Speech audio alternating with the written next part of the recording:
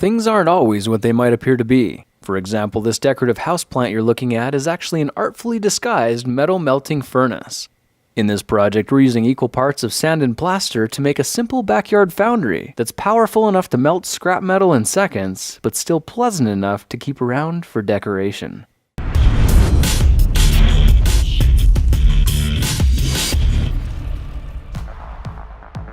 Let's start this project with a big bag of play sand and some plaster of Paris, both of which you can find at your local hardware store for under $20. We're also going to need a 10-quart steel bucket and a tablecloth to cover anything important, because chances are this is going to get a bit messy. I found that this 2.5-quart bucket can be used for measuring the ingredients, but it also serves a more important purpose that you'll see in just a second. Now, the recipe I'm using for this makeshift refractory lining is 1 3/4 buckets full of plaster of Paris, 1 3/4 buckets full of sand, and 1 1/4 buckets filled with water. The moment the water touches the dry mix, the clock starts ticking and we've only got about 15 minutes before it all hardens up, so let's get busy mixing everything together. It's really important to get all the dry powder wet and work out any lumps as quickly as possible, and after mixing for a couple of minutes, it should be fairly runny and roughly all the same color. Now, when you're convinced there aren't any lumps of powder left in the bucket, the refractory mix is ready for pouring, so let's carefully transfer it to the steel bucket as slowly as practical to minimize the splattering. There should be just enough fluid to fill the bucket about 3 inches from the top, and now if we bring back our plastic measuring bucket, we can use it to form the center of the foundry. I filled my bucket with water to give it a bit of weight, but anything like sand or rocks will work as well. And you can see that as we push the bucket into the center, the mixture rises upward, but it doesn't spill out. Now, it's obvious that the mix is already starting to firm up, so let's try working the bucket up and down a few times to help level it before it sets. All we have to do now is hold still for 2 to 3 minutes. This will give the plaster just enough time to harden so the bucket stays in place even when we let go. Alright, time for a little cleanup. Everything will still need about an hour to really harden up, but the plaster is still soft enough that we can clean and shape it to look really good. And while we're here, we may as well wipe the bucket down as well. Now, I found that if we dampen a rag and gently drag it around the top, the surface cleans up really nicely and gets a cool texture in the process. When it looks the way you want it to, simply leave it for about an hour. Now, while we're waiting, why don't we turn this old steel fire extinguisher into a custom crucible? You can tell it's made from steel because when we hold a magnet to it, it sticks, and magnets won't do that with aluminum. I depressurized the tank and unscrewed the valve from the top to make it safe and easy to cut in half with a hacksaw, which you can see just happened in less than a minute. Now, the bottom part of the extinguisher is what we want for the crucible because it's basically a steel cup 3 inches in diameter and 5 inches tall. That's going to be the perfect size for our custom backyard foundry. At this point, the plaster should be pretty well set, so let's dump the water from the bucket, then use something like a pair of channel locks to grip one edge of the pail and pull gently toward the center. Now, if we grip it with both hands and give it a bit of a twist, you can see the whole bucket pops loose and pulls right out. This just created an amazingly smooth surface, which gives this makeshift foundry a surprisingly professional look. The only features we're missing now are an air supply port and a lid, so let's make those next. Now, I found that a 1 3/8 inch hole saw was the perfect size for accommodating this 1-inch steel tubing, and if we center the metal cutting blade with the top line on the bucket, we can carefully begin cutting through the metal wall.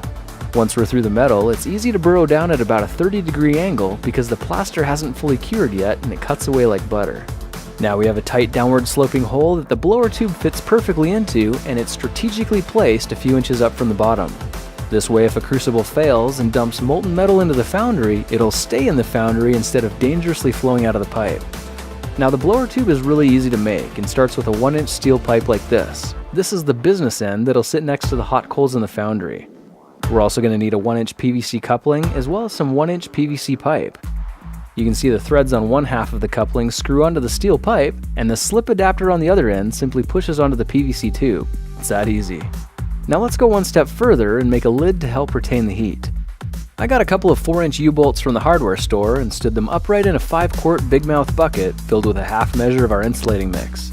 After an hour, you can see the plaster is set and the whole thing pops free from the bucket, giving us a nice little custom lid for the foundry.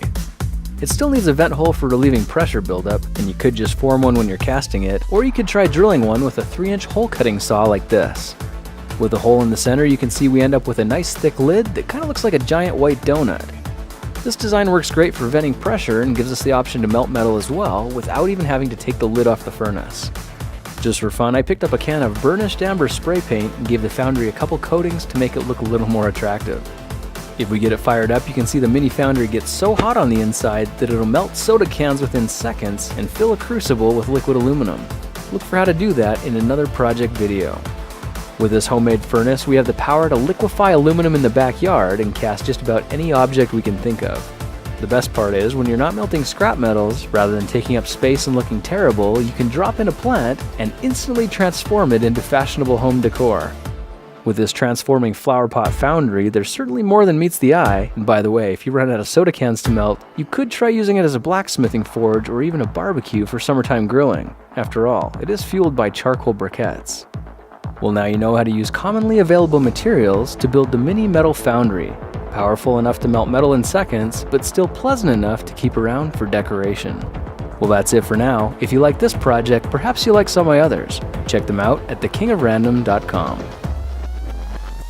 Hey guys, Happy New Year, and I hope you've set some good goals for 2015.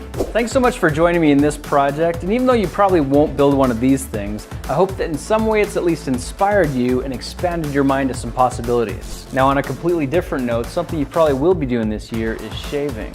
Harrys.com sent me a kit last month so I could test the razors on myself. And not only do they look cool, but I found that if you buy the razors in a 16-pack, they cost as little as $1.56 each. That's way better than the $4 per blade I'm paying on my other brands. I also discovered that Harry's bought a blade making factory in Germany so they could get better engineered blades and cut out the middleman. So rather than paying $32 for an 8-pack of blades, you can now get them at Harrys.com for half the price. And of course, for supporting me and sharing my videos, Harrys.com has agreed to give you the entire starter package for $10. That's a razor, moisturizing shave cream, 3 razor blades, and free shipping to your door for $10. I'm trying them out this year, so why don't you try them out with me? Simply go to Harrys.com right now and enter the coupon code THEKINGOFRANDOM when you're checking out. That'll save you another $5 on grooming your face this month. Thank you for supporting my videos, and I'll see you in the next project. Bye.